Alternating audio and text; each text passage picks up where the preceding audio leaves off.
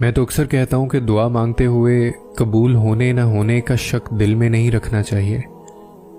پتہ نہیں یہ دعا قبول ہوگی بھی یا نہیں، پتہ نہیں یہ چیز ہمیں ملے گی یا نہیں، یہ کام ممکن ہو سکے گا یا نہیں۔ یہ سارے خدشات تو تمہاری ذات کے ہیں۔ اللہ کی ذات تو اس سے کہیں زیادہ وسیع ہے۔ وہ معجزوں کا بادشاہ ہے۔ وہ جب چاہے حالات بدل سکتا ہے، وہ جب چاہے دل بدل سکتا ہے، وہ جب چاہے لا حاصل چیز سے نواز سکتا ہے، وہ جب چاہے نصیب بدل سکتا ہے۔ اللہ وہ سب کر سکتا ہے جو تم نہیں کر سکتے۔ تو جس کی ذات لامحدود ہے، اس سے محدود دعائیں کیسی؟ اپنے اعمال دیکھ کر نہیں، اس کی شان دیکھ کر مانگو۔ جس نے تمہیں بنایا اس سے بہتر تمہیں کوئی بھی نہیں سمجھ سکتا۔ اور یاد رکھنا، ایسا کچھ بھی نہیں جو تمہارے رب کے اختیار میں نہ ہو۔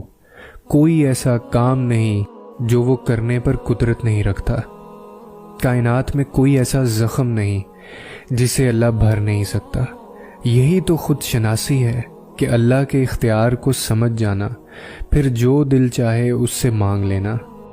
اور رہی بات تمہارے ادھورے ہونے کی، تو وہ تمہیں ادھورا اس لیے چھوڑتا ہے تاکہ تمہیں خود سے جوڑ کر تمہاری تکمیل کر سکے۔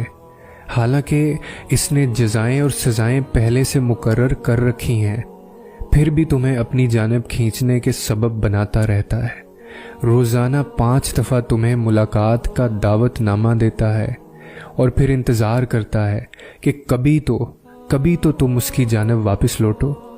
اور تم اب بھی سوچ رہے ہو کہ کون تمہارا منتظر ہے۔ تم اب تک اس کشمکش میں ہو کہ نہ جانے وہ معاف کرے گا بھی یا نہیں کرے گا۔ تم کو اب بھی شک ہے کہ نہ جانے وہ دعا سنے گا بھی یا نہیں سنے گا۔ جب کوئی معاملہ اللہ رب العزت کے سپرد کر دیا جاتا ہے نا، تو پھر اس پر بحث نہیں کی جاتی کہ ایسا کیوں ہوا، ویسا کیوں نہیں ہوا، ایسا کب ہوگا، ویسا کب ہوگا۔ پھر تو بس دعا کی جاتی ہے کہ جو ہو بہتر ہو۔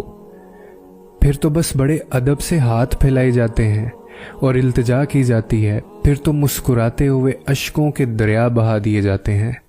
جب تم اللہ رب العزت کے احترام میں سر کو جھکا لیتے ہو، جب تم اس کی رضا کے لیے ریزہ ریزہ ہو کر مٹی مٹی ہو جاتے ہو، تو وہ اسی مٹی سے تمہیں دوبارہ زندہ کرتا ہے۔ پھر وہ نہ ہونے سے ہونے کا وسیلہ بناتا ہے۔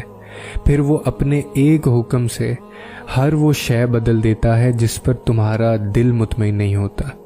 بس تم اتنی سی بات ذہن نشین کر لو کہ تم تنہا نہیں ہو، ساری دنیا بھی تم سے منہ موڑ لے، یہاں تک کہ تمہارا اپنا وجود بھی تمہارا ساتھ چھوڑ دے، تب بھی تم اللہ رب العزت کو ہمیشہ اپنے پاس پاؤ گے۔ وہ راضی ہونے والوں سے ہی راضی ہوتا ہے۔ تم اپنا دل اس کی رضا میں مطمئن کر لو، پھر دیکھنا وہ بھی اپنی رضا کو تمہارے دل کے مطابق کر دے گا۔ بس صبر کرو اور اس کے کن کا انتظار کرو۔ وہ منتظر نگاہوں کو معجزوں سے کبھی محروم نہیں رکھتا، اس لیے کہ رد کرنا اس کی شان کا حصہ نہیں ہے۔